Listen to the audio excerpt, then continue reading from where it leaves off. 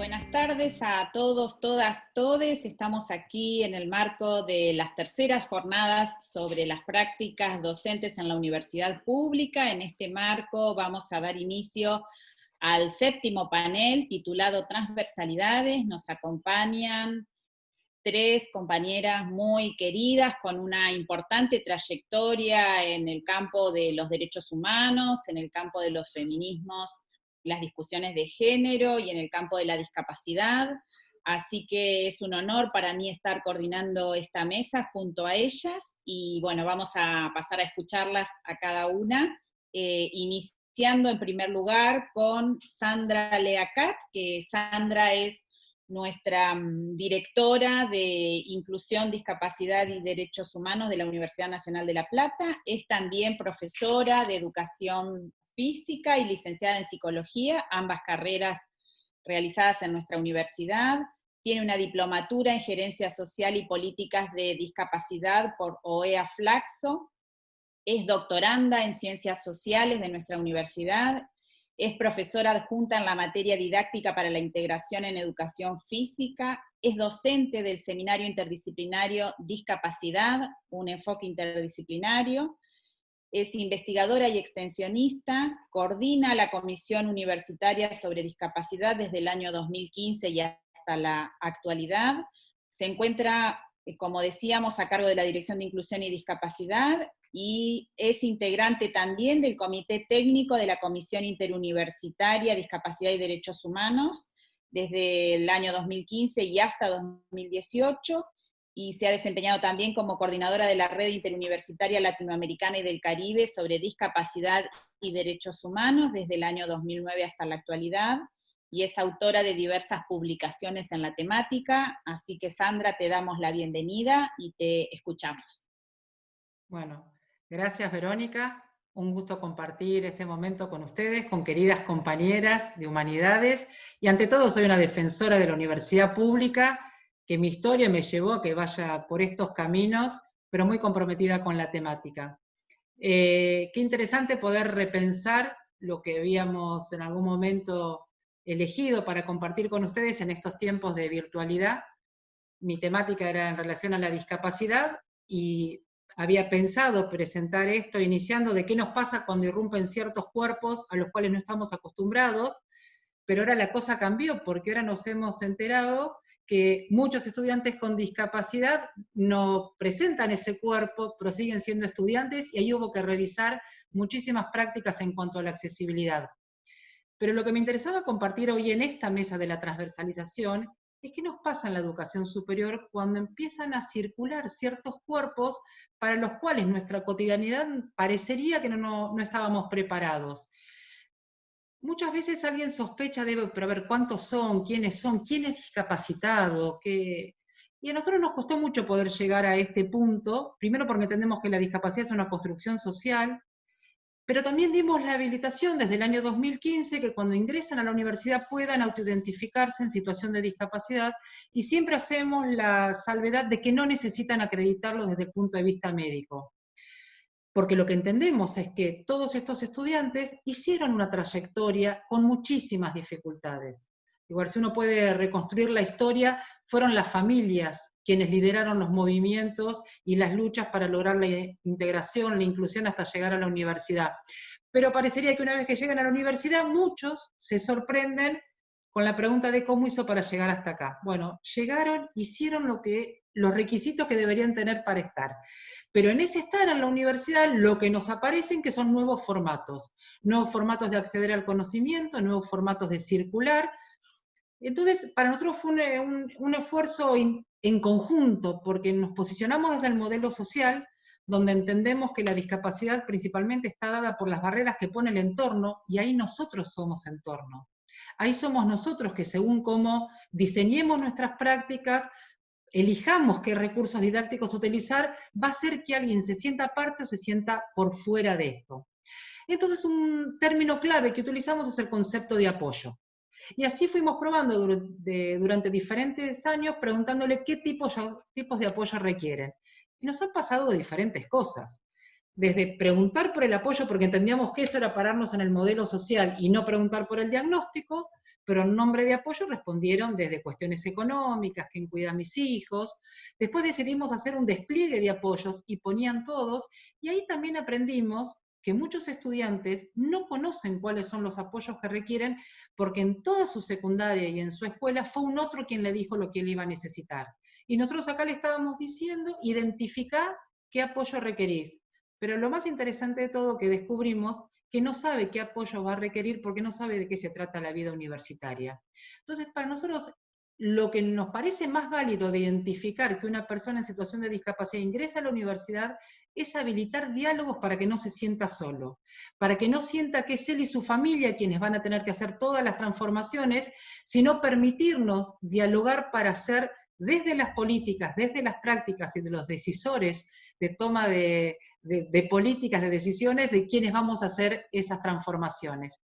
Entonces esto nos sirve para pensar juntos los apoyos y para poder dialogar con los docentes.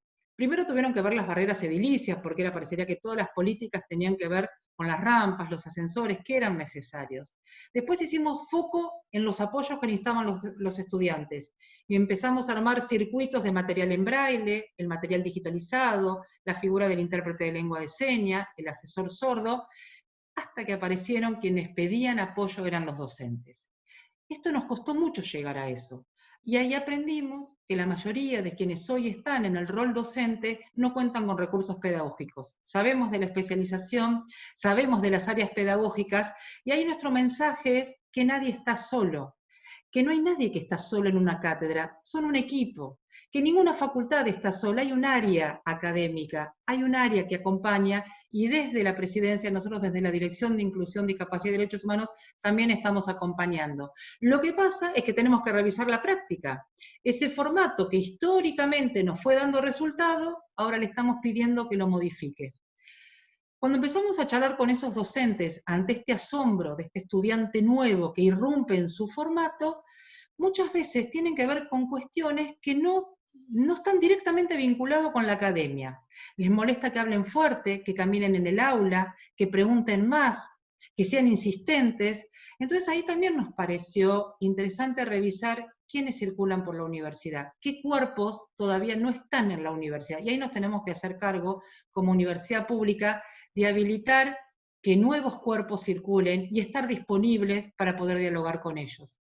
A mí me interesaba compartir algunas experiencias, así como dijo Vero, estoy en una red latinoamericana, y en esta red compartimos qué nos están pasando, y más o menos andamos todos iguales por las mismas pistas y las mismas experiencias, pero quería contar una experiencia de Colombia, en Cali, que conocimos a un joven con parálisis cerebral que estaba estudiando medicina.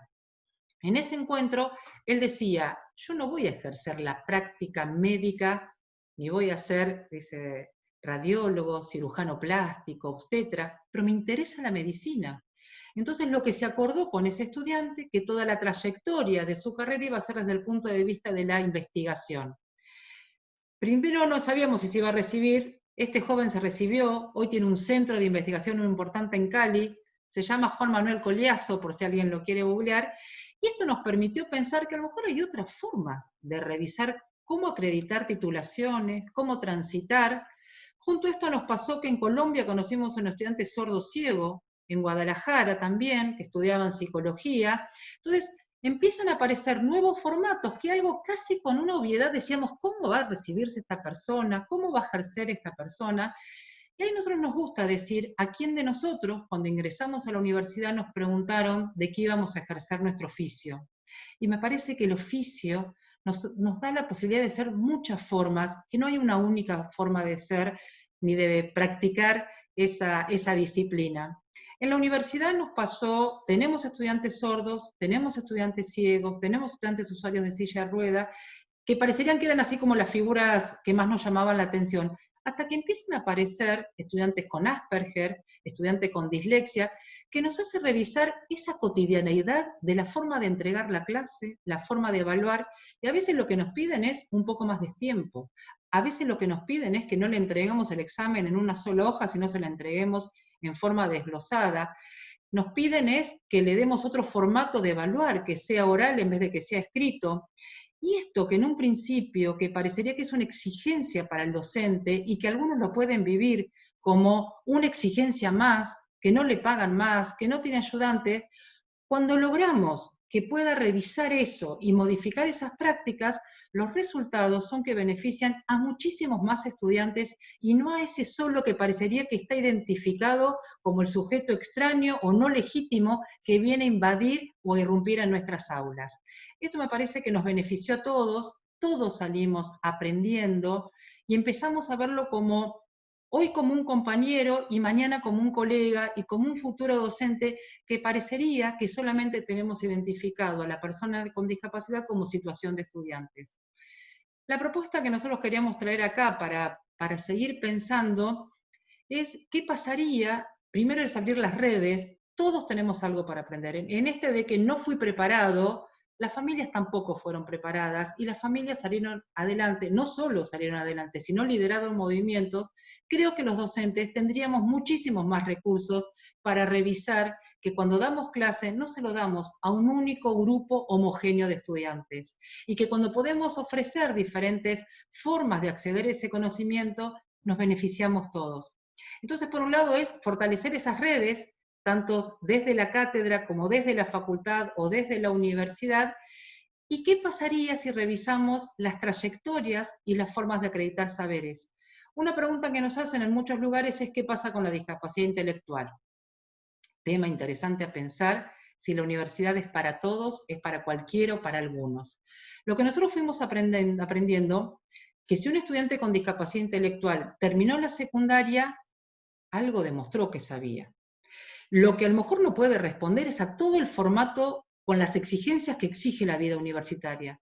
Entonces nuestra propuesta para empezar a dialogar es qué pasaría si se acreditan otra forma, que es a lo mejor cursar una materia y que se le acredite ese espacio porque le interesaba estar. No sé si todos van a querer un título, pero sí compartir ciertos saberes, ciertas áreas en una facultad o en otra. Entonces, por un lado dejo la inquietud de revisar si no, qué pasaría si empezamos a acreditar pequeñas trayectorias y recorridos y no solo la titulación, y también la forma de acreditar ese saber. Así que, bueno, con esto me parecería que quería dejar como pistas para revisarnos, para romper ciertos formatos que tenemos tan instalados y que nunca se nos ocurrió revisar, porque ante esa obviedad de decir cómo va a ser, es acompañar con la pregunta ¿y por qué no? ¿Por qué no revisar que nuestra universidad esté abierta para cualquiera que tenga deseo y seguir sosteniendo el deseo a través de cada una de nuestras prácticas? Bueno, eso por ahora. Gracias. Muchas gracias, Sandra. La verdad que todo muy interesante. Bueno, hacia el final vamos a compartir algunas preguntas que nos han hecho llegar y otras que surgen también de escucharte en este momento. Así que vamos a pasar ahora a invitar a la doctora María Luisa Femenías. También es una querida compañera de nuestra universidad que se ha desempeñado durante muchísimo tiempo y tiene toda una trayectoria que reconocemos y valoramos mucho. María Luisa es doctora en filosofía por la Universidad Complutense, es profesora consulta de la Universidad Nacional de La Plata, recibió el premio CONEX a la trayectoria académica, es doctora honoris causa de la Universidad Nacional de Córdoba, es profesora distinguida de la Universidad de Buenos Aires, se ha desempeñado como directora y cofundadora del Centro Interdisciplinario de Investigaciones en Género, como fundadora de la especialización en Educación, Género y Sexualidades, y como directora de dicho centro, todos estos antecedentes en la Facultad de Humanidades y Ciencias de la Educación de nuestra universidad. También es coeditora de la revista Mora de la Universidad de Buenos Aires, ha sido titular regular de la asignatura Antropología Filosófica, titular en Filosofía Política Contemporánea y Cuestiones de Género en la Universidad de Quilmes, titular en Género y Derechos Humanos de las Mujeres en la Facultad de Ciencias Jurídicas de la Universidad Nacional de La Plata.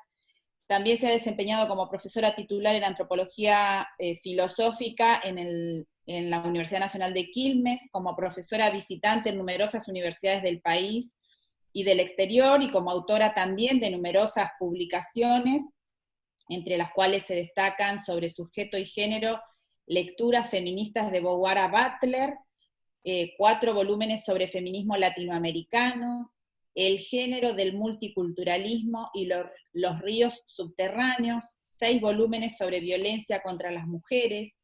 También ha compilado en colaboración los textos Judith Butler, su filosofía a debate, Judith Butler, las identidades del sujeto opaco, y Judith Butler, fuera de sí.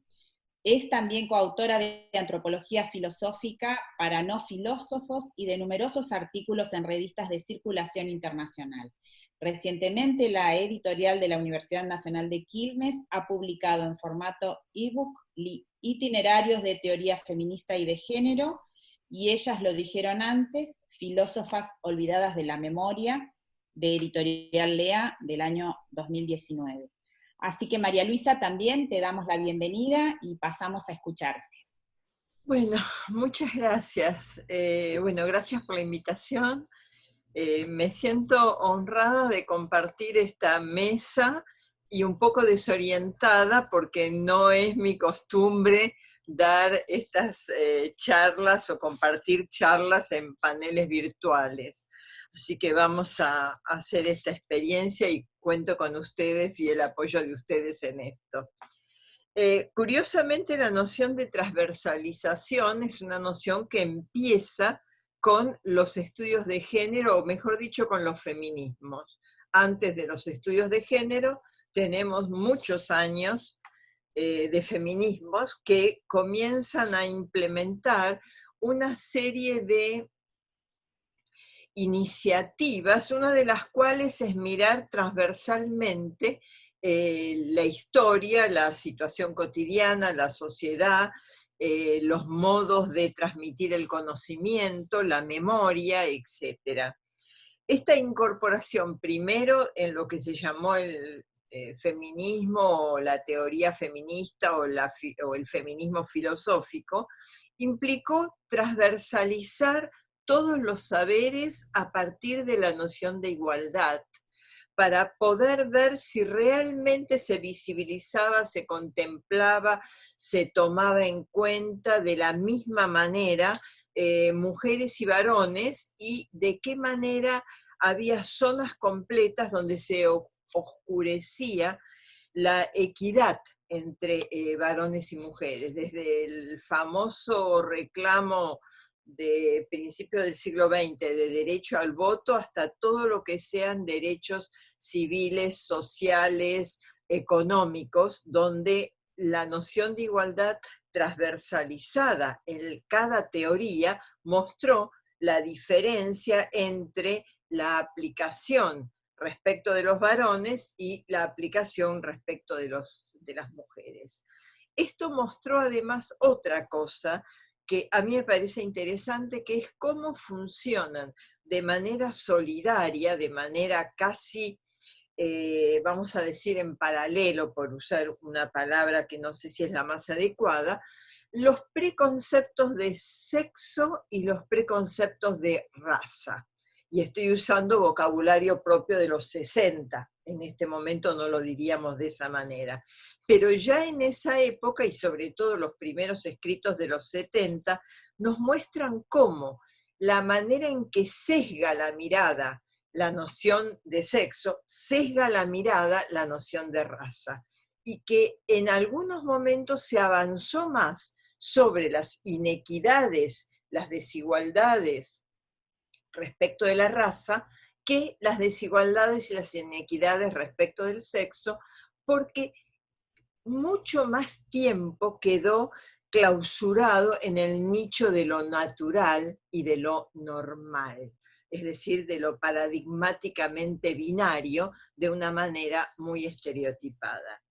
Precisamente por esto, cuando se avanza con otra categoría mucho más reciente, que es de más o menos, se la implementa a mediados de los 70, que es la noción de género, esta transversalización se hace claramente obvia, perdonen esta redundancia, respecto de cómo ver, cómo enfocar, cómo plantear las cuestiones que vinculan a los sexogéneros, y los voy a usar en conjunto para no entrar ahora en la polémica de cuál de las dos terminologías usamos, y también paralelamente las de etnorrazas, es decir, de qué manera esto se potencia, de qué manera se consolidan exclusiones a partir del sexo-género y solidariamente en consonancia con la etnia y la raza. Es decir, no funcionan de manera autónoma.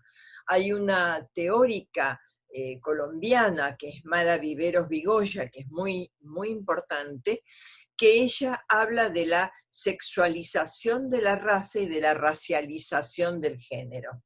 Es decir, como que son conceptos, categorías, si queremos, que funcionan de manera muy, muy afín y muy solidaria.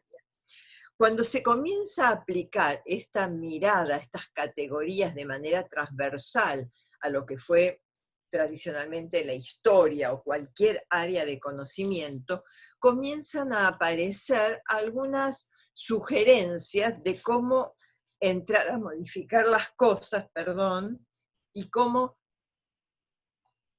poder comenzar a mirar de otra manera. Y Karen Offen, en la década de los 90, estoy hablando de hace bastante tiempo, las sistematiza de esta manera. Primero, aceptar la validez de la palabra de las mujeres. En la historia, y acá tenemos historiadoras presentes, así que no voy a insistir en esto, sabemos que históricamente la mujer o no tuvo palabra pública o tuvo palabra devaluada. Entonces, el primer hito es darle validez al discurso y a la experiencia y al relato de la propia experiencia de las mujeres. Esto, atravesando en la historia, atravesando en la psicología, atravesando en la sociología, muestra o abre espacios que hasta ese momento estaban ocultos o invisibilizados. Y esto es muy importante, porque acaba de hablar Sandra del tema de discapacidad, y son las mujeres las que pusieron en el tapete el tema de qué entendemos por normalidad y qué entendemos por discapacidad, y abrieron un área extraordinaria de conocimiento. Por ejemplo, Eva Frederikitay, que es una teórica feminista y filósofa, de repente se había pasado la vida hablando de la racionalidad en el sentido cartesiano, y tiene una hija, comillas, discapacitada. Una hija, comillas, down.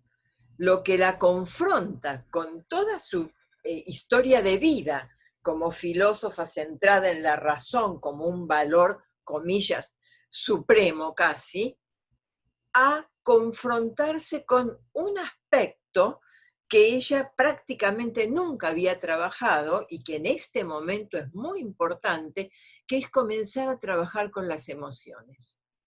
Es decir, cómo trabajamos las emociones, cómo las emociones tiñen nuestra manera de mirar las cosas, tanto o más que la razón. Y ese es un área de conocimiento que abre la investigación no solo de las mujeres, sino la investigación de las mujeres con una mirada que podríamos decir feminista, o con una mirada abierta a las cuestiones de género, que comienzan a poner en el tapete lo que antes había quedado en los márgenes o simplemente desvalorizado o minimizado. Karen Offen también apunta a todo aquello que llamamos el sistema de creencias, es decir, aquello que creemos no son creencias sueltas así como que se suman aditivamente, sino que conforman sistema. Y estos sistemas de creencias nos llevan a conductas. Si yo creo que existen los extraterrestres, voy a mirar el cielo de una manera diferente que si creo que si no hay más vida que la centrada en la Tierra. Aristóteles, miren a dónde me remonto, decía, si alguien cree que hay inmortalidad del alma, va a ir a una tumba, le va a hablar, le va a llevar ofrendas y va a seguir comunicándose. Si no cree que haya inmortalidad del alma, no va a entender cómo otro se para en la tumba y le habla. ¿Se entiende la idea? Es decir, no solamente tengo un sistema de creencias, sino que además actúo en consecuencia. Y esto es muy importante porque precisamente una de las transversalidades que ilumina la categoría de género es lo que una teórica canadiense, Marcille Lacoste, llamó las teorías fantasmáticas. Es decir, las teorías que nunca logran ponerse en práctica, que nunca nos hacen cambiar las actitudes. Y una de las cosas que tanto la teoría de género como los feminismos fueron fuertemente defensores y son fuertemente defensores es de cambiar las prácticas, porque hay que cambiar la manera de relacionarnos en el mundo. No solamente construir hermosas teorías, sino modificar la vida cotidiana, modificar la vida de todos los días. Y en esta idea de poner una categoría y transversalizar una mirada, es que aparecen, por ejemplo, estas lecturas de qué desafíos le dan a las mujeres el confinamiento de la cuarentena, por ejemplo. Al principio hablábamos de, bueno, a ver, cómo nos está afectando esta cosa tan, por un lado, novedosa y por otro lado, disruptiva en nuestras vidas, que es esta especie de tiempo en suspensión, lo llamaba yo el otro día conversando. Y hay estudios donde muestran de qué manera diferenciado afecta a las mujeres este tema de la cuarentena. Por ejemplo, uno, aumenta el desempleo femenino respecto del desempleo masculino. El desempleo en el espacio público, el desempleo de salir de casa e ir a trabajar fuera de casa. Si hay mayor trabajo en casa, es porque además de los cuidados cotidianos, la teoría del cuidado es otra de las disciplinas que abre la mirada femenina. ¿Qué significa esto de cuidar? En los tiempos de cuarentena, este cuidado femenino se refuerza. Es decir, es como si hubiera un regreso, una regresión a lo que eran los estereotipos tradicionales de la tarea femenina. Entonces, estás en casa y hay una necesidad de compartir tareas, de que cada quien haga una parte de las tareas domésticas, pero por una cuestión que yo diría casi ancestral, casi atávica, comienzan las mujeres a adquirir mayores responsabilidades en el espacio doméstico. Y junto con esto viene algo que no me voy a extender, pero que todas conocemos, que es el aumento de la violencia doméstica. O en este momento de la violencia en la casa, en el encierro y en una situación de mucha precariedad, porque es verdad que lo primero que puedo hacer es llamar y denunciar el 144, el número que fuere, pero tengo que tener acceso al celular, no me lo tienen que haber sacado, tengo que poder llamar en un momento en que no vaya a esperar en consecuencia el golpe, etcétera, etcétera. Es decir, esto ha complejizado de manera tremenda la violencia en aquellas mujeres que sufren o que han sufrido tradicionalmente violencia o violencia, comillas, de género o violencia, como la queramos llamar. Es decir, aumentan cargas y en los hogares monoparentales el tema de tener que cumplir, por un lado home office, por otro lado ayudar a los chicos en las cuestiones de las tareas, mantener un cierto orden en el hogar, ha sobrecargado muchísimo a las mujeres. Todo esto lo vemos, ¿por qué? Primero, porque la mirada transversal de género, o de sexo-género, como queramos decir, ha sensibilizado áreas, nos ha hecho ser sensibles a cuestiones que estaban naturalizadas. Era natural que las abuelas amasaran, y era natural que lavaran, plancharan, fregaran, etcétera, etcétera. Desnaturalizar las tareas, desnaturalizar el lugar, y vuelvo a repetir, natural de las mujeres, es lo que abre espacio sensibiliza, muestra y de alguna manera concientiza a unos y a otros, a unas y a otras, de todas las cuestiones que han salido del nicho de lo natural para convertirse en temáticas a ver, a elaborar, a discutir, etc. Todo esto tiene umbrales de sensibilidad, no todo el mundo es sensible ni al sexo ni a la raza de la misma manera, todo esto tiene niveles de urgencia según la situación socioeconómica, cultural, comillas, racial, etcétera, de cada quien, y todo esto implica desafíos, y acá me engancho muchísimo con lo que decía Sandra, desafíos educativos.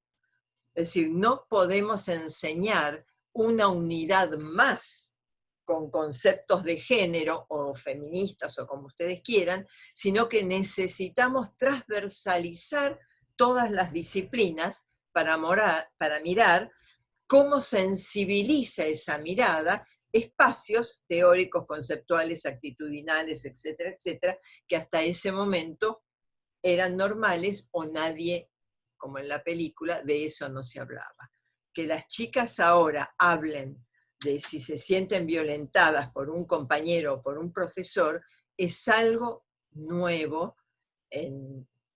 Yo lo estoy pensando mismo en la Universidad de Buenos Aires o en la Universidad de La Plata. Cuando yo estudiaba eso no existía. Es decir, no era posible hacerlo.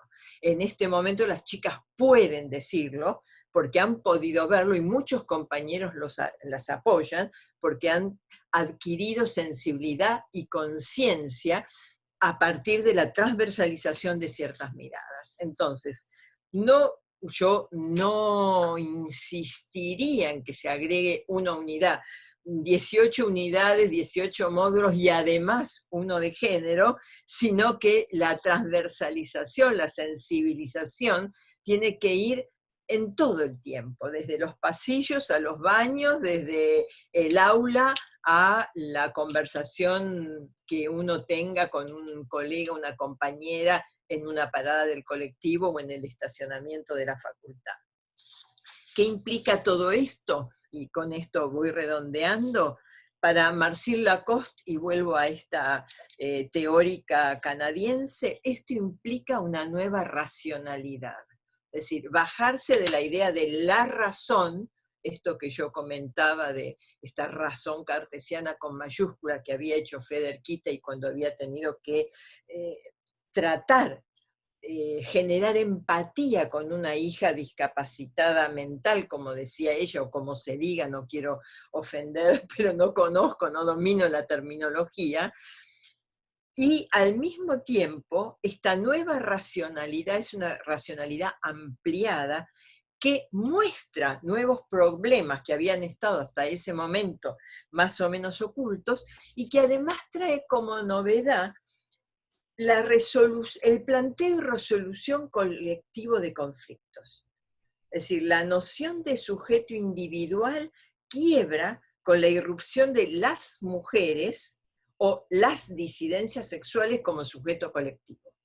Y esto invita a una reflexión en primera persona y en grupo, porque nadie cambia una identidad, un modo de mirar, un modo de compartir solo, o sola, o sole. Necesita con los otros, necesita el diálogo, necesita la interacción, y me parece que si algún valor hay que transmitir, si es que eso sea posible, como diría Platón, si se puede enseñar o no se puede enseñar, tiene que ver con generar sensibilidades para hacerse cargo actitudinalmente y teóricamente de estos espacios nuevos que se están abriendo, que hay que reforzar, que hay que sostener, que hay que mantener, y que situaciones de emergencia como la que estamos viviendo ahora tienden a retrotraer.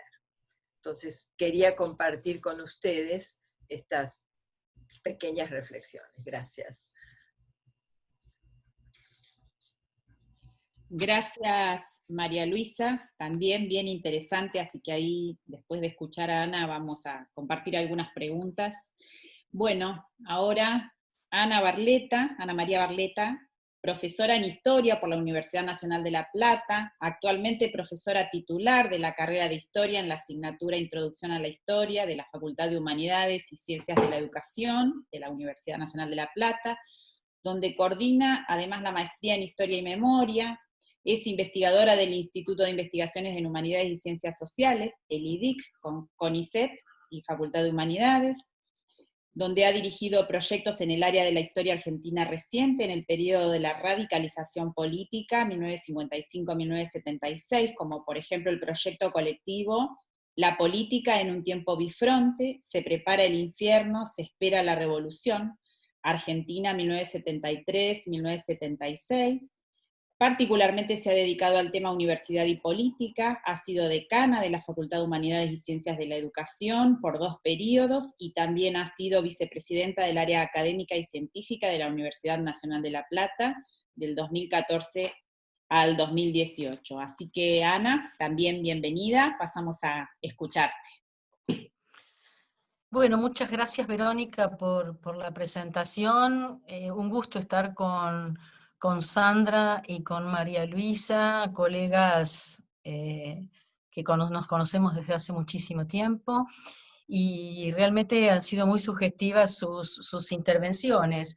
También quiero agradecerle a Glenda Morandi por la invitación a formar parte de este panel, que como decía María Luisa, bueno, insólitamente estamos en un panel virtual, nos estamos adaptando. También compartíamos al principio la insólita capacidad de adaptación que tenemos para meternos en estos dispositivos que desconocemos, por lo menos a mí me pasó eso en este momento. Y bueno, gracias entonces a Glenda y a la especialización. Qué difícil que es, aún en esta virtualidad que estamos en este mecanismo, hacer como que estuviéramos en un tiempo normal, ¿no? Es decir, qué difícil que es la situación de hablar cuando en realidad estamos viviendo situaciones muy particulares, muy nuevas, y también preocupados por la situación. Entonces, se me ocurría pensar que estamos viviendo en ese sentido una experiencia inédita, y que esa experiencia inédita yo la quería describir como la sincronía en la globalidad. Es decir, estamos experimentando la globalidad, que es un término que hemos estado usando por décadas, que hemos estado usando permanentemente, junto a otro término que también usamos muchísimo, que es el neoliberalismo. Globalidad y neoliberalismo son dos palabras que de golpe no tienen un sentido, sí tienen, pero no tienen solo, digamos, un sentido teórico o un sentido histórico, sino que tienen un sentido más bien práctico.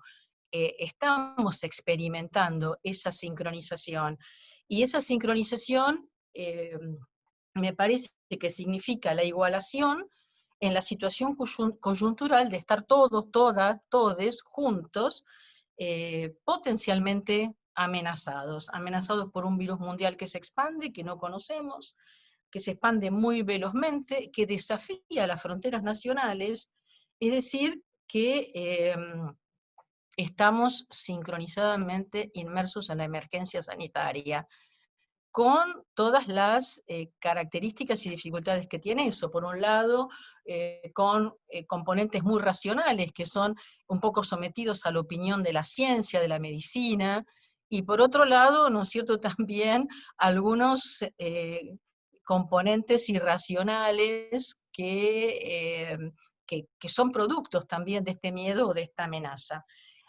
Había hace poquito un titular en un diario nacional que decía: el futuro se nos vino encima. Y qué expresión esta, ¿no? El futuro se nos vino encima, que es una expresión por un lado escéptica y por otro lado también apropiada para pensar esta circunstancia. a lo mejor como punto de llegada y como punto de partida, pensaba yo, pero como punto de llegada tal vez es más fácil verla como producto de las desigualdades generadas por un capitalismo depredador de la naturaleza y del medio ambiente, de las condiciones de vida de los trabajadores, de las trabajadoras, de poblaciones enormes, de los sistemas de salud, de la seguridad social, de las grandes mayorías, lo que va a implicar, ¿no es cierto?, como un marco para pensar en los derechos, ¿no? Este capitalismo que es una estructura fuertísima que permanentemente está produciendo una desigualdad enorme y tal vez, ¿no es cierto?, podríamos decir extremas, ¿no? No sé si es apropiado en el sentido de que todas las desigualdades son horrendas y deberemos sensibilizarnos, pero ahora estamos como enfrentados a unas desigualdades extremas. Y como punto de partida, ¿no? Como punto de partida, podríamos pensarlo hacia otra cosa. Bueno, hoy nos están hablando de la famosa nueva normalidad, se está agitando esa nueva normalidad, que bueno, que no sabemos muy bien, ¿no? Es decir, bueno, ¿significará volver a lo de antes o significará la posibilidad, o sea, a lo de antes que es este punto de llegada, quedarnos en ese punto de llegada de este capitalismo violentador de la igualdad, o volver a recrear un futuro ideal en donde nos inspiramos? Nos podemos inspirar en los ideales emancipatorios de los siglos XIX y XX, bueno, con las dificultades que incluso han tenido esos recorridos. Hoy efectivamente estamos en la experiencia de esta ruptura del tiempo histórico, y se hace evidente que ese futuro, ¿no?, que desde hacía ya unas décadas estaba bastante quebrado como horizonte de expectativas de un mundo mejor, en este momento, ¿no es cierto?, se nos hace presente como amenaza, pero no como una amenaza así como si fuera, ¿no es cierto?, el cambio climático que va a venir dentro de no sé cuántos años y que vamos lentamente aproximándonos hacia el calentamiento, sino un futuro como amenaza hoy, presente, llegó rápido y está palpable. Entonces, yo recordaba, ¿no es cierto?, pensando en esto, una conferencia de Enzo Traverso, que es un intelectual italiano que ahora está en Estados Unidos, y que dio una conferencia hace unos años, en la maestría, hace unos años, en el 2011, que se llamaba La memoria en épocas de neoliberalismo. Y él nos decía ahí cómo, advertía cómo en los años 90, con el fin de todas las ilusiones, las grandes ilusiones sobre la transformación de la sociedad, estábamos asistiendo, o se hablaba siempre, de finales, del final de la historia, del fin del comunismo, del fin del fordismo, del fin del estado de bienestar, ¿no? Y que esos finales parecían augurar el advenimiento del bien. Es decir, ¿qué venía? Venía la democracia, venía el mercado, venía la libertad, el individualismo competitivo como una ideología global y benéfica, pero sin embargo, ¿no es cierto?, hoy estamos viendo que eso que parecía el bien conducía inevitablemente, no sé si inevitablemente, a lo mejor cómo, pero conducían a esta coyuntura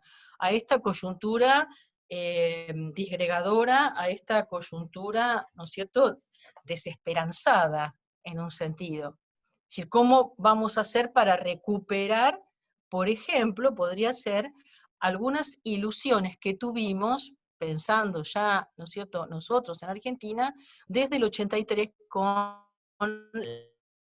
el advenimiento de la democracia? Es decir, ¿cómo recuperar, ¿no es cierto?, esa ilusión del 83 de la herramienta para comer, para educarse, para curarse?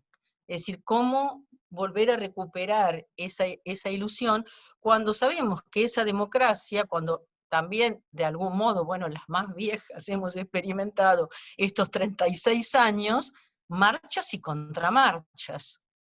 Y esas marchas y contramarchas significan luchas de la sociedad civil, lucha de los organismos de derechos humanos, lucha de las asociaciones sindicales, luchas. Es decir, cómo esa democracia que estuvo desde su origen muy ligada a los derechos humanos, es decir, es la democracia de la transición a la democracia, es fundamentalmente sostenida por la perspectiva, ¿no es cierto?, de los derechos humanos, en un principio, ¿no es cierto?, pensando en el discurso humanitario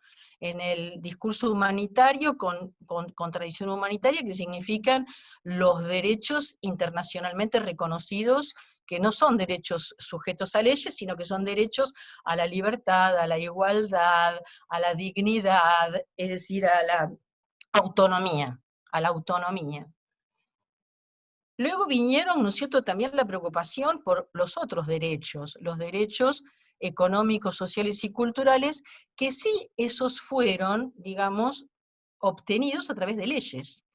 Y en los distintos años que transcurrimos en la democracia, bueno, hemos pasado por varias de esas instancias y leyes que han tratado de asegurar esos derechos económicos, sociales y culturales, desde la ley del divorcio vincular, a la ley de matrimonio igualitario, la ley de violencia contra las mujeres, las de paridad, bueno, etcétera, ¿no es cierto? Sabemos que ha habido una serie de leyes que han intentado garantizarlos. No obstante, vemos que también es una característica difícil de la democracia argentina, es cómo ha tenido dificultades para incorporarlos realmente en la vida social. Es decir, ¿qué dificultades tiene la democracia de no aparecer solo como democracia formal, es decir, como que todos de todas maneras la queremos, ¿no es cierto?, a esa democracia formal, porque tenemos un consenso muy fuerte en Argentina, tal vez desde el juicio a las juntas en 1985, que dictadura no, o sea, la dictadura fue juzgada y por lo tanto el consenso por la democracia es muy fuerte. Ahora, ¿qué pasa con esa democracia cuando, ¿no es cierto?, tiene dificultades para incluir a la totalidad de estos derechos, tiene dificultades para incluir, por un lado, a las mayorías populares, a los trabajadores, que es como lo más tradicional, pero en los discursos de Sandra y de María Luisa vemos también, ¿no es cierto?, otros sujetos, otras sujetas que también tienen dificultad todavía en incluirse en esa democracia que valoramos, en esa democracia que queremos. Lo que pensaba cuando las escuchaba a ustedes era que ustedes hablaban de desnaturalizar estas desigualdades. Increíblemente, esta circunstancia que estamos viviendo desnaturaliza mucho si lo queremos ver, ¿no? Desnaturaliza, por ejemplo, estas desigualdades extremas a las que hoy nos enfrentamos. En otros momentos de la historia argentina a lo mejor nos hemos enfrentado a eso. Yo pensaba en el 2001, ¿no es cierto?, cuando vimos masas enteras movilizarse que podía pensarse, bueno, ¿de dónde salía esta protesta, no? Pero fue visible en las calles que había mayorías no incluidas en la democracia. No sé, estaría interesante ver cuáles son esos puntos de estos 36 años de quiebre en donde hemos visibilizado este problema, pero no lo hemos podido resolver, pero no lo hemos podido integrar. El otro día escuché un panel muy interesante en la Comisión Provincial por la Memoria que se hablaba de un año crítico, el 89. Efectivamente, ¿no es cierto? Ahí el 89, los saqueos nos mostraron que había una desigualdad importante, y que se fue convirtiendo cada vez más en una desigualdad creciente y una desigualdad extrema, y que es una deuda de la democracia. Y esa deuda hoy, si pensamos en la universidad, que es como estábamos pensando cómo hacer, hoy en este momento que estamos tan aislados cada uno en su escritorio, en su casa, en su cabeza. A mí, por ejemplo, me complace mucho ver cómo hemos cambiado como universidad, es decir, cómo también la institución universidad, dentro del sistema universitario también, hoy está muy presente en la colaboración y en la ayuda y en la investigación de esta pandemia y en el acercamiento con todos los que hoy padecen. Entonces, veo que una universidad que siempre que nos ha reprochado, estar tabicados, estar hacia adentro, ¿no? Estar muy no en contacto con la sociedad. Hoy vemos a una universidad que efectivamente está en contacto, y está en contacto de muchas maneras. Por ejemplo, algo que en los años anteriores, en los 2015, 2019, la ciencia fue tan atacada, fue atacada el sistema científico. Hoy vemos a la ciencia básica adaptarse a resolver el tema de los tests, el tema de las vacunas, el tema de los respiradores, el tema, ¿no? Estar produciendo para la circunstancia, produciendo para la coyuntura. Y eso me parece que el sistema universitario y científico lo tiene que poder aprovechar para incluirlo transversalmente, como decía María Luisa, en los contenidos de las disciplinas. Es decir, somos capaces de ser útiles, de pensar en la coyuntura totalmente dramática e inesperada, absolutamente inesperada que estamos viviendo. Vemos, ¿no es cierto?, a la universidad, todos los equipos de extensión, al Consejo Social, a la Secretaría de Salud. Bueno, ¿cómo hacer para todo eso que estamos aportando en el momento actual pueda formar parte de los contenidos de la enseñanza, pueda formar parte como pensamiento y como acción en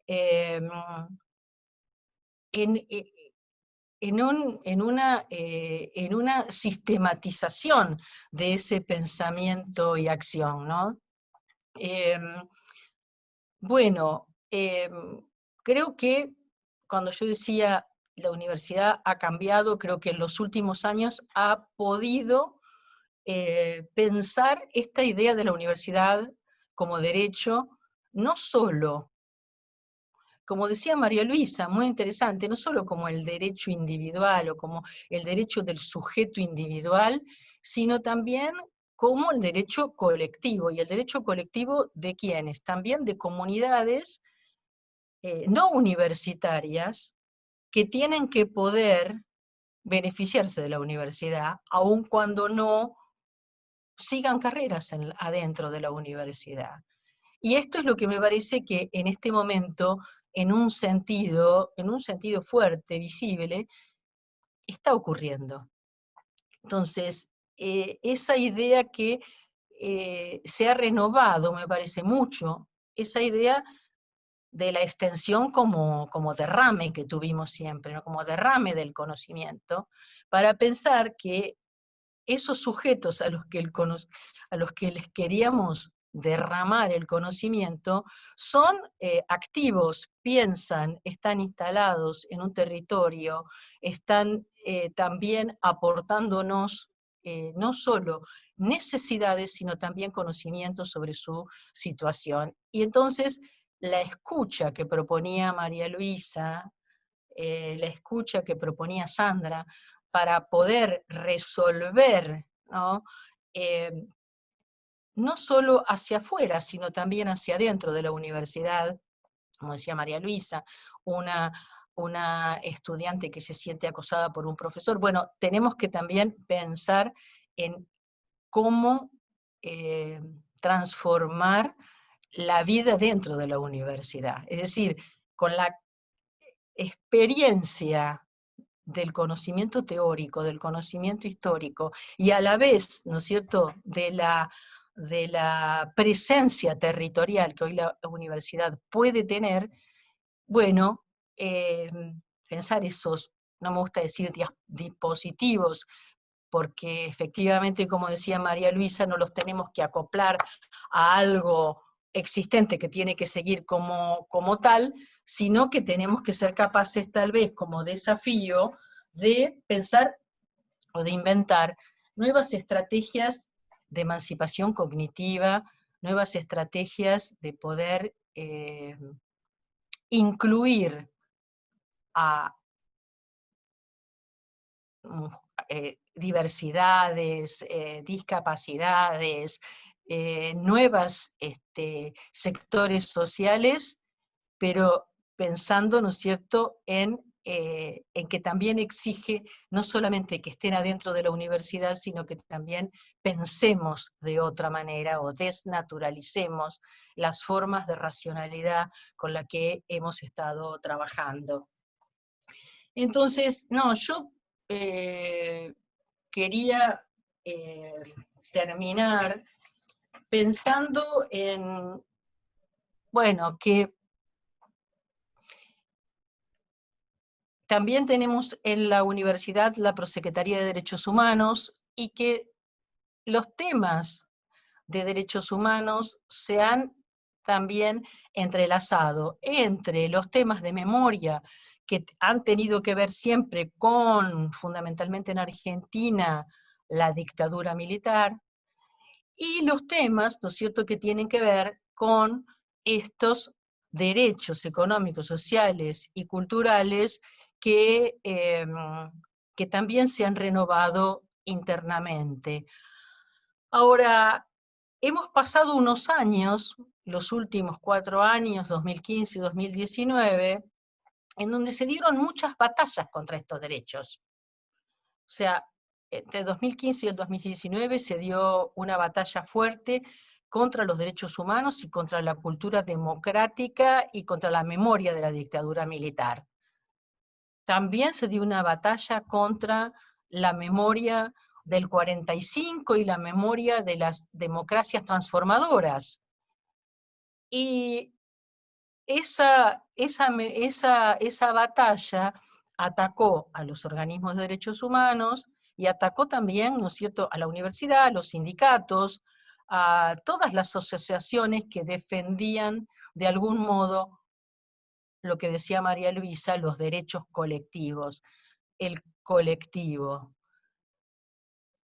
Bueno, creo que nosotros para pensar esa nueva normalidad tenemos que tener esto muy presente, es decir, tenemos que tener presente que esas batallas contra los derechos humanos y los derechos económicos y sociales no han caducado, ¿no? Y que también tenemos hoy muy presente un sentido común que opera en el espacio público y en el espacio político, y que es la idea de que una parte importante de la sociedad cree que es posible y hasta deseable vivir en una sociedad desigual. El papel de la universidad en esto es central que podamos trabajar, convencer desde las disciplinas y desde la acción de la universidad en el territorio, de que no podemos seguir sosteniendo una idea de democracia que no sea sustantiva, una idea de democracia que no sea capaz de integrar a todas estas diversidades y particularidades, porque en lo que decía María Luisa, la mujer también es una particularidad, ¿no?, dentro de esa generalidad que queremos tener. Entonces, me parece que este es un punto central, es decir, cómo la universidad es capaz de romper esta idea de que la sociedad no puede ser desigual, no puede ser deseable vivir en una sociedad desigual. Y tenemos ese imaginario fuertemente instalado en sectores importantes de nuestra sociedad. Entonces, bueno, fundamentalmente quería decir eso, y bueno, y en esta idea de tiempo suspendido que decía María Luisa, nosotros hemos tenido también caminos suspendidos, no solamente hoy estamos en un tiempo suspendido, sino que en esta línea de marchas y contramarchas de la democracia, hemos tenido caminos suspendidos, épocas de impunidad muy fuertes. En ese momento, ¿no es cierto? Bueno, este año se cumplen 25 años de la emergencia de una agrupación de derechos humanos, que es la agrupación Hijos, que el escenario de ese surgimiento estuvo muy vinculado a la Universidad de La Plata, y ellos, ese surgimiento nos da una ilusión en que se pudo dar un salto en un camino que estaba suspendido.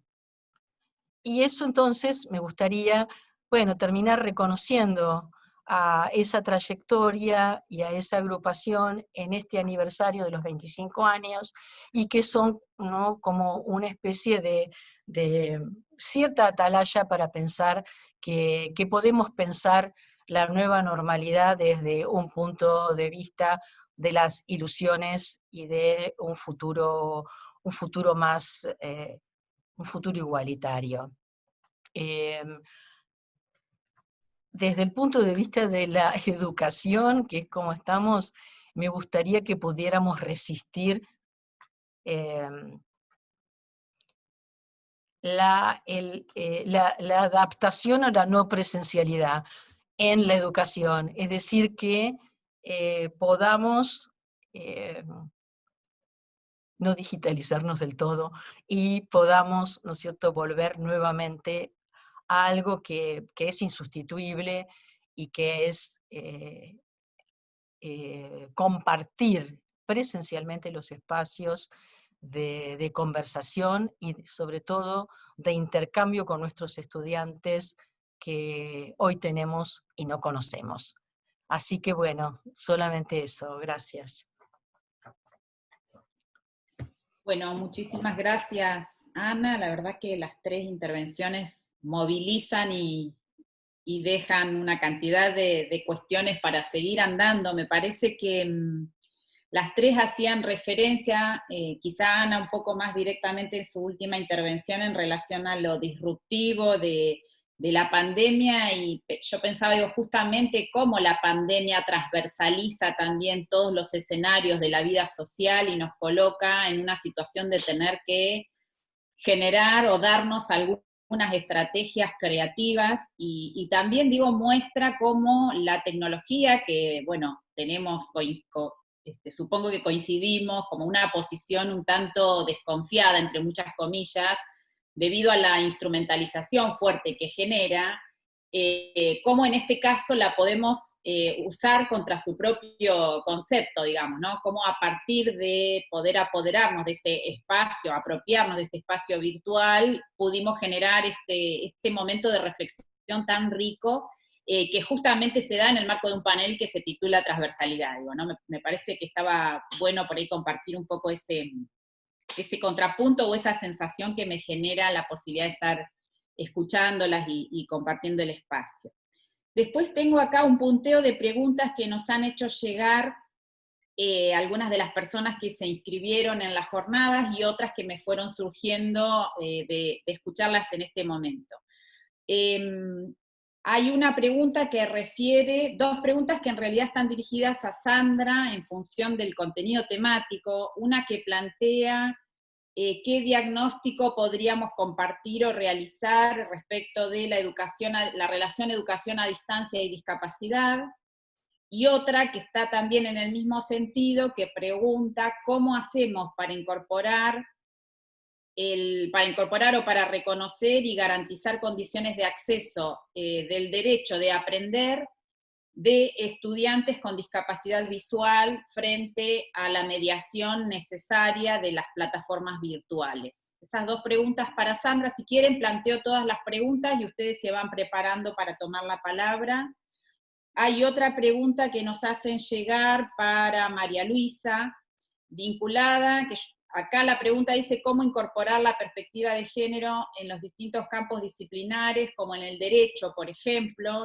Yo digo, agregaría, en función de la intervención de María Luisa, cómo hacemos para asumir ese desafío de transversalizar el género en la currícula en general. Digo, a ver, alguna reflexión de por dónde empezar, tomando este aporte tan interesante que traía María Luisa, de que en realidad no se trata solo de una transversalización en el plano epistemológico o teórico, sino que esa transversalización también tiene que ver con los sentidos, bueno, con las significaciones imaginarias sociales, digamos, ¿no? Como con las prácticas, con los contenidos teórico-epistemológicos y con lo metodológico en todos los campos del conocimiento. Bueno, digo, esa es como una pregunta amplia, pero que estaría bueno si se pudiera como encontrar alguna pista, o quizá María Luisa nos puede compartir alguna experiencia de alguna otra universidad, si bien nosotras estamos conectadas con el sistema universitario, pero bueno, es una apuesta fuerte. Y yo compartiría la misma pregunta para Ana respecto de los derechos humanos, los procesos de historia y memoria, digamos que, nada, por el trabajo y por la trayectoria también en el espacio de gestión que me toca conducir en este momento en el campo de derechos humanos, hay como un riesgo siempre muy potente de que estos temas queden circunscriptos o a quienes investigan y se dedican a trabajar sobre estos temas en el campo del conocimiento, o a quienes desarrollan acciones vinculadas a la militancia, digamos, ¿no? Como que son dos dimensiones fuertemente necesarias y sustantivas, porque de alguna manera retroalimentan la posibilidad de eso luego traducirlo en políticas y mejorar incluso las políticas de la gestión universitaria, más allá de la docencia, la investigación y la extensión. Pero siempre me parece que el trabajo interesante es que eso deje de estar circunscripto solo a esas grupalidades y pueda efectivamente transversalizar la vida universitaria con todo lo que eso implica. Bueno, yo por ahí dejaría, no sé cómo quieren repartirse para tomar la palabra, si en el orden que lo fui planteando o como quieran ustedes, y volvemos a escucharnos. Sandra, ¿querés empezar vos? Dale, si quieren empiezo. Bueno, súper interesante escuchar a María Luisa y a Ana. Gracias, y gracias Glenda por este espacio y a todo el equipo. En realidad, la virtualidad nos interpeló más a los docentes que a los estudiantes con discapacidad. Ellos estudian muchas veces de esta forma. A ver, y lo que hubo que trabajar eran los criterios de accesibilidad. A nosotros nos precipitó algo que veníamos trabajando de hace rato. Hubo que salir urgentemente a hacer cosas que en realidad ya veníamos planteando. Que un docente de una forma de dar clase en formato accesible, que los textos sean accesibles, es algo que veníamos de hace rato diciéndolo, pero bueno, esto nos irrumpió de una manera que hubo que acelerar el proceso, y fue maravillosa la red que se armó con las bibliotecarias, con los estudiantes, con la gente de educación a distancia de la universidad, que salió rápidamente al rescate a enseñarnos a los docentes qué era esto de dar clase en estos campus. Y agradecemos también a Alejandro González y a todo su equipo que nos dio la posibilidad de participar en uno de esos webinars. Y cuando nosotros decidimos armar esa clase, decíamos, nosotros podemos decir algunas cuestiones de la accesibilidad, pero qué potente si acá estaba la presencia de las personas en situación de discapacidad dando testimonio, dando evidencia. Y así estuvo Juan Manuel hablando desde la lengua de señas, que es su forma de comunicación, y Joana, que es una estudiante ciega, que nosotros le pedimos vía Zoom que la íbamos a grabar y a filmar mientras ella nos mostraba cómo estudiaba, y ella abrió desde el celular el campus, y cuando empezó a mostrar un texto decía vacío, vacío, vacío, mientras nosotros veíamos que ahí había texto. El problema es que no era accesible. Entonces, fue así, rescato mucho lo que dijo Ana, de cómo desnudó el capitalismo, desnudó la crudeza de la desigualdad, y nosotros en realidad acá pudimos ver lo que hacía rato muchos estudiantes nos decían, y nosotros o no le dábamos la dimensión que tenía, porque no era que no le dábamos importancia, no nos parecía tan trascendente. Hoy entendimos que los textos tienen que ser todos en formatos accesibles, y no esperar que venga un estudiante a reclamarlo como si nos estuviese pidiendo un favor. Así que para nosotros gran parte de esto benefició para proyectarnos de aquí en adelante. Hubo algunas situaciones dificultosas, por ejemplo en las clases en relación a los estudiantes sordos, porque necesitaban la figura del intérprete, y ahí se armó un debate, pero ya casi les diría hasta a nivel latinoamericano, del tamaño de la figura del intérprete. En los discursos oficiales hubo una gran pelea para que vuelva a estar la intérprete en la televisión. Una vez que aparecía el zócalo de los canales tapando al intérprete. y hubo que pelear para que el tamaño de esa figura del intérprete sea mayor a lo que estaba hablando, porque los sordos necesitaban ver al intérprete, no a quien hablaba. Bueno, nosotros hoy logramos instalar que en estas clases que cuando son asincrónicas, el docente nos pasa la clase, el intérprete la trabaja y después le damos el material al estudiante, la figura del intérprete es mucho más grande que el docente. Bueno, eso fue una conquista, así que para nosotros fueron casi todas ganancias. Y ya que estoy, de paso quisiera dialogar con las compañeras, rescato lo que decía María Luisa de no hay que hacer tantos seminarios especiales, sino como transversalizar la temática para que en la formación de cualquier profesión, arquitecto, diseñador, informático, en este usuario, estudiante, alumno, cliente, sean muchos cuerpos y no haya un único cuerpo para el cual parecería que están dirigidas todas las enseñanzas. Que es un trabajo lento, sí, pero es posible. Así que ahí adhiero. Y cuando Ana hablaba, sabés que recordé enseguida los relatos por la muerte de Ramona en Villa 31, que cuando decían cómo retomar sus reclamos eran que la casa sea accesible, porque no hubo forma de sacar a su hija usuaria de silla de ruedas. Entonces, ¿cuánto tenemos ahí como universidad, como formadores de profesionales, en cómo quedan desnudas las inequidades, las desigualdades? Así que me parece que esto es un gran aprendizaje para decir cuántos temas tenemos que retomar para estar a la altura de las circunstancias. Gracias. Gracias, Sandra. María Luisa, ¿querés continuar?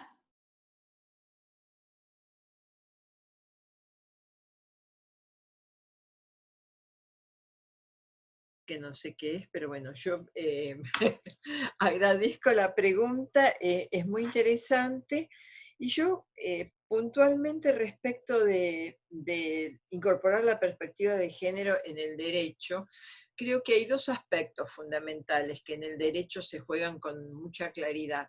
El aspecto formal de la ley, que implica su cumplimiento, su simetría para varones, mujeres y disidencias, y su cumplimiento, que es el aspecto material. Es decir, en el aspecto formal, Ana nombró, por ejemplo, leyes como patria potestad compartida, divorcio vincular, etcétera, etcétera, la posibilidad del voto de las mujeres, la posibilidad de administración de la propia herencia, es decir, son todo leyes formales que fueron poniendo de manifiesto la necesidad legal de la paridad entre varones, mujeres y más adelante disidencias sexuales. Las primeras leyes solamente eran binarias, digamos. Pero además el aspecto material, y esto es fundamental para el derecho, es que se apliquen, es decir, que se cumplan. Y no solamente que se cumplan en un espacio público-privado, sino que se cumplan a nivel institución judicial. Y eso todavía lamento de informar y creo que compartir no se logra. Es decir, hay muchísimas leyes que todavía no todos quienes pertenecen al Poder Judicial, muchísimos sí, pero no todos cumplen como deberían cumplirse. Y yo veo, por ejemplo, estos años he estado dando seminarios en universidades del interior y en Poder Judicial del interior, y las que más bregan por esta aplicación de las leyes que están sancionadas son mujeres fiscales, mujeres abogadas, defensoras públicas, psicólogas forenses, es decir, bregan mucho más por algo que es, entre muchas comillas, casi diría normal. Hay rutinas institucionales que decantan y derivan hacia el beneficio directo o indirecto de los actores varones.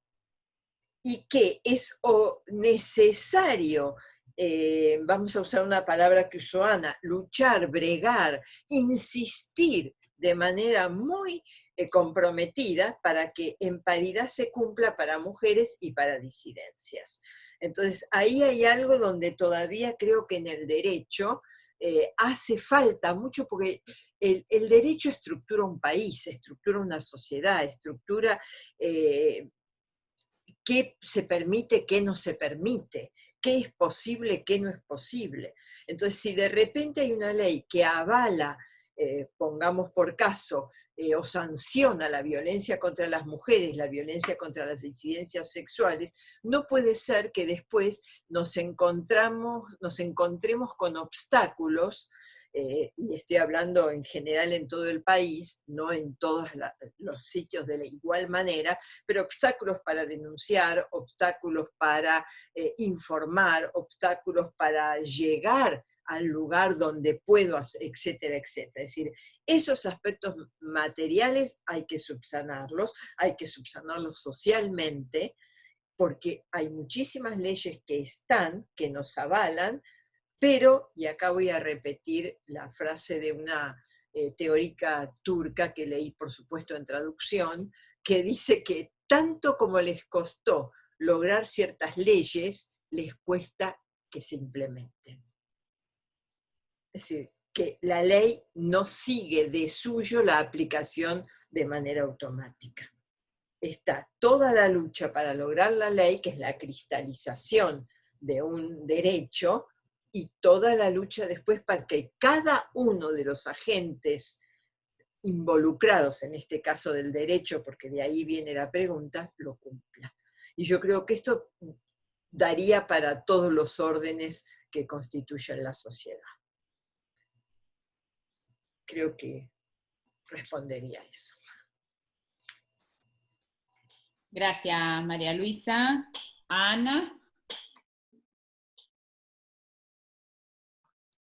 Para mí, bueno, es difícil pensar cómo transversalizar estos temas a nivel global de toda la institución, ¿no es cierto? Pero el otro día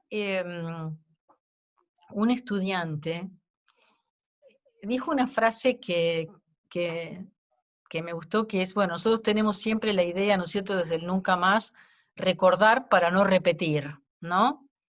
Y sabemos que eso tiene sus limitaciones, porque las violencias mutan, las formas de las violencias mutan, no se van a desarrollar de la misma manera. Y este estudiante dijo, yo creo que lo que hay que hacer es recordar para saber qué repetir. Y fue muy interesante porque nos abrió también a la idea de pensar que nosotros tenemos que articular tiempos políticos para pensar memoria y derechos humanos. Tenemos que articular distintos tiempos políticos porque los regímenes políticos tienen trayectorias. Y como decía hace un rato, marchas y contramarchas. Entonces él se refería, ese era un estudiante chileno, y se refería, ¿no es cierto?, a que el Museo de la Memoria en Chile, en Santiago, arranca con la dictadura y obtura absolutamente el conocimiento de lo que fue la unidad popular y la experiencia de esa democracia transformadora. Entonces él dice, bueno, recordemos qué podemos repetir de ese momento anterior. Es decir, de qué manera la memoria puede ser una memoria política y tender puentes entre por lo menos tres momentos. El momento de la democracia transformadora, el momento de la sociedad desafiante, el momento de la explosión de proyectos de transformación, el momento de la represión y el momento de la vuelta a la democracia. Es decir, porque la democracia actual está cargada de esos dos momentos anteriores. Del momento, podemos decir los años 70, por decir de alguna manera, pero los momentos en donde la sociedad se planteaba proyectos altamente transformadores, bueno, por distintas vías que estamos de acuerdo, que no estamos de acuerdo, etcétera, pero cuántos proyectos quedaron ocluidos en simplemente negar esa época, ¿no? Entonces, la democracia que nosotros hemos construido desde el 83 en adelante, estuvo cargado de confrontaciones con las épocas anteriores. Entonces, ¿con qué época se quiere identificar la democracia? Ese es un tema interesante pensarlo. Por ejemplo, hablábamos del año 2015 o 2019, todas las imágenes que se transmitían a través de los funcionarios, no digo de los medios de comunicación, también los medios de comunicación, pero los funcionarios. Queremos una democracia que sea la de los de 70 años antes. Hace 70 años que la democracia se ha pervertido. Después dijeron 80 años que la democracia... ¿Con qué democracia nos quieren conectar? Con una democracia, bueno, absolutamente incipiente, elitista, donde no estaban reconocidos los derechos de los trabajadores, ni por supuesto los de las mujeres, ni por supuesto los de las diferencias de capacidades, ni las disidencias. Es decir, ¿con qué democracia nos querían conectar? Entonces, me parece que la democracia tiene, hoy nosotros hay violencias institucionales, hay desconocimiento de derechos, hay violencia de género, hay femicidios. Bueno, ¿cuánto nos conectan con las épocas más siniestras de la historia argentina esas violencias? Es decir, una reflexión sobre la democracia, la trayectoria de la democracia, me parece que es fundamental para todas las disciplinas. Y me parece que en eso de lo que decía el alumno, ¿no? De lo que decía el alumno de recordar para saber qué repetir, a mí me parece que más allá de muchas discusiones sobre los climas políticos de los 70, había algo en la universidad de los 70 que tenía que ver con el para qué de las cosas, es decir, con el para qué las disciplinas, para qué la antropología, para qué la filosofía, para qué la química, para qué la medicina, para qué la arquitectura, para qué el derecho, y me parece que esa idea puede ser muy transversal, incorporar en forma permanente un para qué que no tiene que ver solamente con pensarlo para la coyuntura inmediata, lógicamente, ¿no? Pero sí desnaturalizar el automatismo con el que llevamos adelante la enseñanza de aprendizaje de las disciplinas. Me parece que esa sería una inspiración que me dejó este estudiante, que me parece que sería pensar la memoria como memoria política, como puentes de tiempos políticos que están en el presente, pero que bueno, que a veces no son tan visibles, ¿no? Bueno, pensar en esas disputas de sentidos dentro de las mismas disciplinas, ¿no?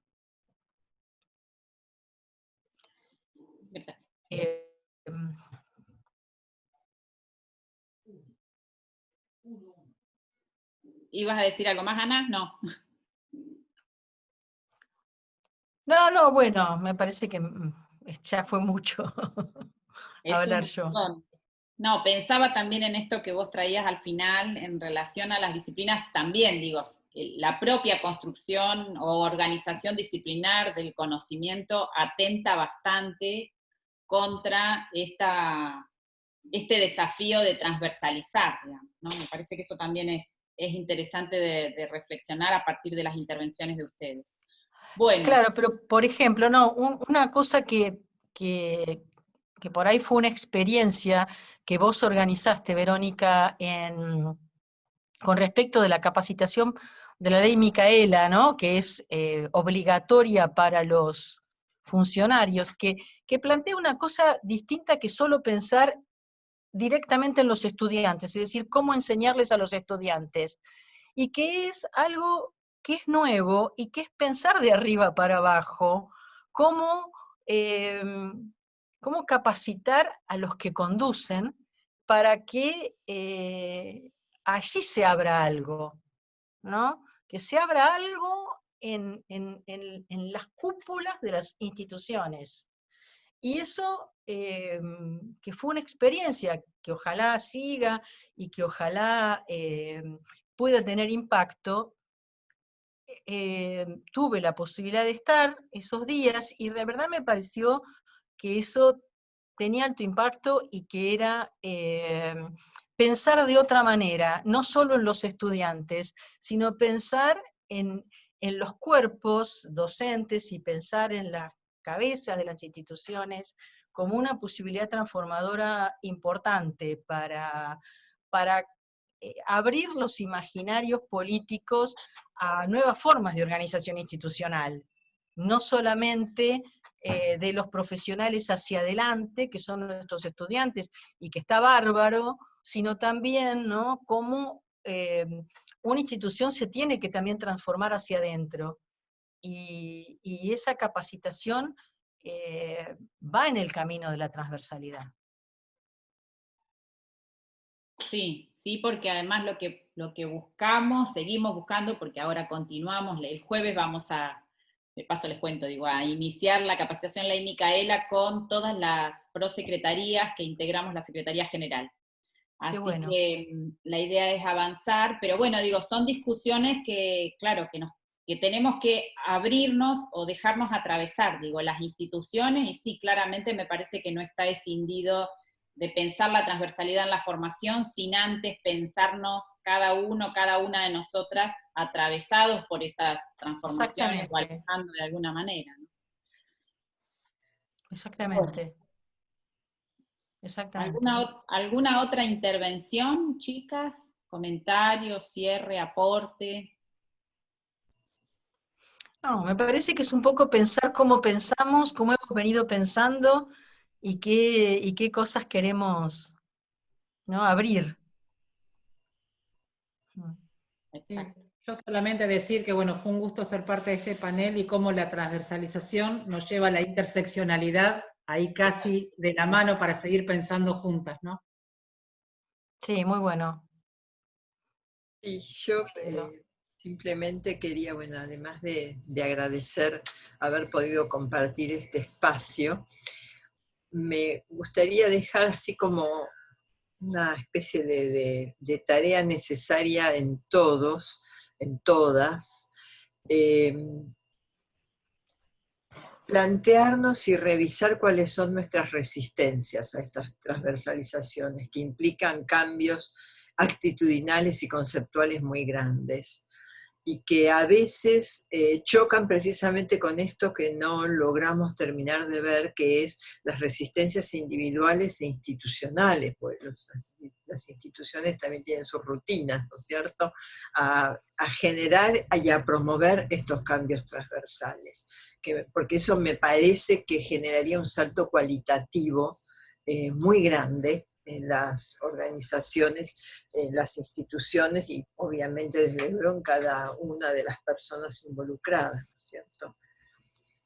Y bueno, y gracias de nuevo tanto a Verónica como a Sandra y Ana por haber compartido, y a Glenda que nos convocó, ¿no es cierto? No la veo en la fotito, pero...